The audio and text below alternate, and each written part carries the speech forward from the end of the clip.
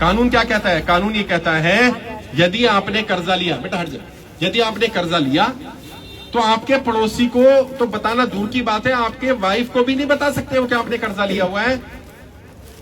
और ये क्या कर रहे हैं? ये मोहल्ले में बता रहे हैं पूरे। कानून आपको पता होना चाहिए। और जब कोई रिकवरी वाला है, बैंक वाला है, कोई भी रिकवरी वाला है, उससे पेपर मांगो पहले तो।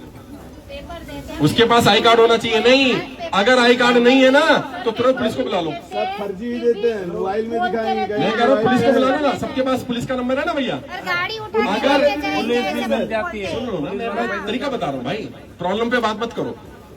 दो तरीके होते हैं। मैं आचार्य चाणक्य का शिष्य हूँ। आचार्य चाणक्य कहते हैं तो समस्या पे बात कर लो, 4 घंटा 6 घंटा करते रहोगे कोई समाधान नहीं मिलेगा, या समाधान पे बात करो। मैं तो समाधान बता रहा हूँ। जब कोई रिकवरी वाला आए सबसे पहले उससे पूछो भैया आई कार्ड दिखा। वो कि वैसा आपका लोन, मैं बात ही नहीं करूंगा लोन वोन कौन सा, आई कार्ड दिखा। तू आया कहां से? आपके बैंक से आया ना, तो बैंक का दिखा। वो कह नहीं जी बैंक से नहीं आया, क्योंकि ज्यादातर रिकवरी वाले बैंक के नहीं है, थर्ड पार्टी है। वो दिखाएगा जी XYZ कंपनी। उसको बोल मैं तो जानता नहीं इस कंपनी को, मैंने लोन लिया HDFC से, ये कंपनी वाला मेरे को क्यों परेशान कर रहा है? वो कह जी हमारी कंपनी को काम दिया रिकवरी का। बात सही है, दिया जा सकता है ना। आपकी कंपनी को काम दिया, उसका लेटर दिखा। कहां पे लिखा है कि तेरी कंपनी को काम दिया? प्रूफ दिखा भाई। समझ रहे हो ना? थोड़ा कानून समझना पड़ेगा भाई थोड़ा सा, क्योंकि लड़ाई ऐसे नहीं लड़ी जाएगी। क्योंकि अगर तुम समझोगे नहीं ना तो तुम्हें मूर्ख बना देंगे। अब वो लेटर दिखाएगा। अब उसको बोलो DRA का लाइसेंस दिखा। DRA क्या होता है? Date recovery agent. जो भी रिकवरी एजेंट बनता है उसको एक लाइसेंस लेना पड़ता है। हर व्यक्ति को लाइसेंस लेना पड़ता है। आपके घर आने वाला कोई भी रिकवरी एजेंट बिना DRA लाइसेंस के आ ही नहीं सकता। अगर आ रहा है तो वो इलीगल है। और ये RBI की गाइडलाइंस है, मैं अपनी तरफ से नहीं बना रहा। क्या बोलते हैं इसको? DRA, याद रखना, शॉर्ट में याद रहेगा ना। DRA फुल फॉर्म होती है डेट रिकवरी एजेंट। तो जो रिकवरी एजेंट होता है उसका एक सर्टिफिकेट होना चाहिए और हमेशा उसे अपने पास रखना होता है। वो सर्टिफिकेट कैसे मिलता है थोड़ा बता देता हूं। जो भी व्यक्ति, जैसे मान लो मैं कहता हूं मैं रिकवरी एजेंट बनना चाहता हूं, तो क्या मैं डायरेक्ट बन जाऊंगा? नहीं, मुझे पहले वो कुछ कोर्स देंगे पढ़ने के लिए।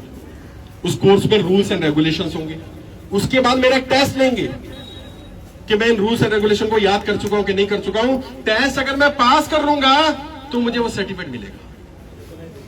और जिसके पास DRA का लाइसेंस या सर्टिफिकेट होगा वो गाली गलौज बदतमीजी कर ही नहीं सकता, क्योंकि उसमें लिखा है अगर आपके पास DRA का सर्टिफिकेट है और आपने गाली गलौज बदतमीजी की, आपका सर्टिफिकेट रद्द हो जाएगा। वो रिकवरी नहीं कर सकता। मैं नहीं बेटा, कॉल करो इसको, कॉल करो। मैं ऐसे बात नहीं करूंगा, स्पीकर पे बात करो। हाँ बात छोड़ो ना, आप स्पीकर पे लगाओ, आप ही बात करो ना। भैया मेरे बच्चों को लेने कब आ रहा है? मैं यहाँ पे खड़ी हूँ। अभी 2 चीजें और, क्योंकि जो जानकारी देनी है वो जरूरी है। अगर डेट रिकवरी एजेंट लाइसेंस है उसके पास, और लाइसेंस लेने के बाद वो गाली गलौज करता है, बदतमीजी करता है, तो उसका लाइसेंस कैंसिल हो जाएगा। ये आपको रूल पता होने चाहिए। अब जब कोई आपके यहाँ रिकवरी वाला आया, आप सबके पास मोबाइल फोन है, ये मोबाइल फोन आपका हथियार है। जैसे आए ना तुरंत फोन का वीडियो रिकॉर्ड करके फोन जेब में रख लो, ऊपर बताओ भी नहीं, चालू रखो। आजकल तो पता भी नहीं चलता रिकॉर्डिंग हो रही कि नहीं हो रही है। अभी क्या करो, उससे जो बात करो रिकॉर्ड करो, क्योंकि वो कल तुम पे आरोप लगाएगा तुमने गाली गलौज किया, बदतमीजी किया। अच्छा कई लोग हमारे ऐसे हैं वह बदतमीजी कर भी देते। करना मत भाई, तुमने बदतमीजी नहीं, शुरुआत मत करना। अगर सामने वाला शुरुआत कर दे तो फिर छोड़ना नहीं, फिर देख लेंगे। हाँ फिर देख लेंगे।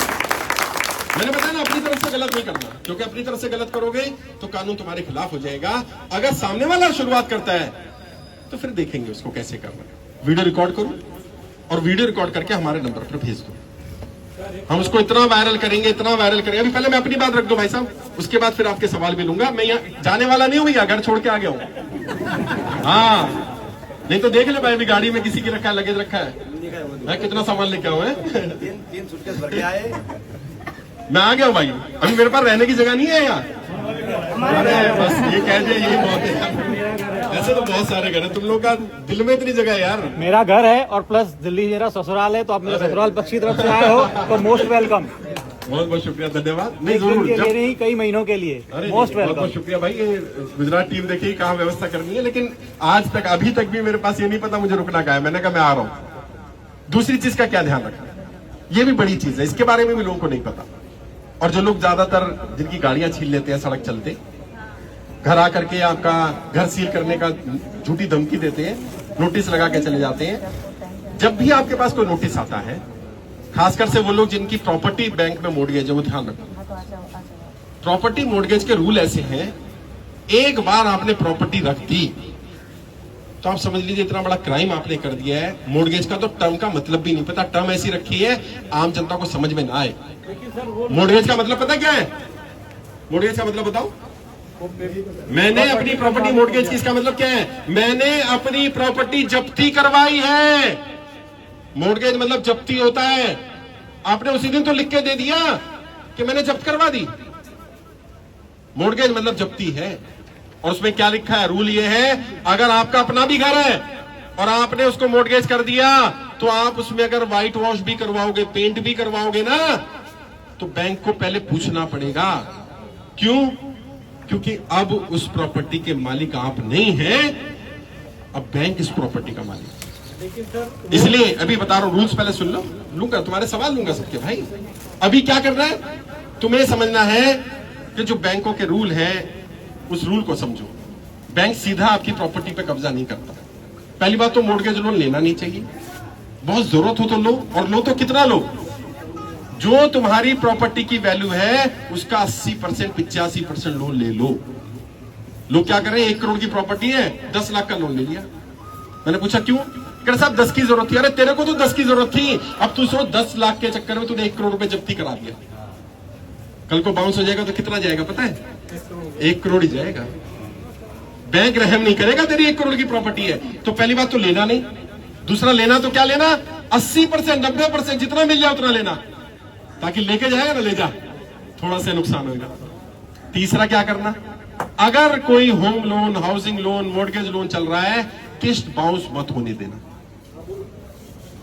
कोशिश करना किस्त बाउंस नहीं होनी चाहिए। 1 हो जाए गलती से तो 2 तो बिल्कुल नहीं होनी चाहिए, क्योंकि 2 तक तो फिर भी राहत है। अगर गलती से 3 किस्त बाउंस हो गई तो अब आपका सरफेसी एक्ट लागू हो जाएगा। ये सरफेसी एक्ट क्या होता है? वैसे सरफांसी एक्ट कहता हूं, क्योंकि फांसी का फंदा है। क्या हो जाता है? जैसे ही 3 किस्तें बाउंस हुई, अब आपने जो प्रॉपर्टी जब्ती रखी हुई थी, बैंक आपसे सारा आउटस्टैंडिंग मांग लेगा, सारा पैसा वापस करो। अबे जो 3 किस्त नहीं दे पा रहा वो सारा कैसे देगा यार? ये कानून किसने बनाया मुझे समझ में नहीं आता। मैं एक बैंक के अधिकारी से मिला, मैंने भाई एक बात बताओ, 3 किस्त बाउंस होने के बाद आप कौन सा नोटिस देते हो? कहते हम सिंबॉलिक पोजीशन 13(2) का नोटिस देते हैं। मैंने उसमें क्या मांगते हो? कह रहे सारा पैसा मांगते हैं। मैंने दिमाग है, रोटी खाते हो कि गोबर खाते हो? कह रहे क्यों?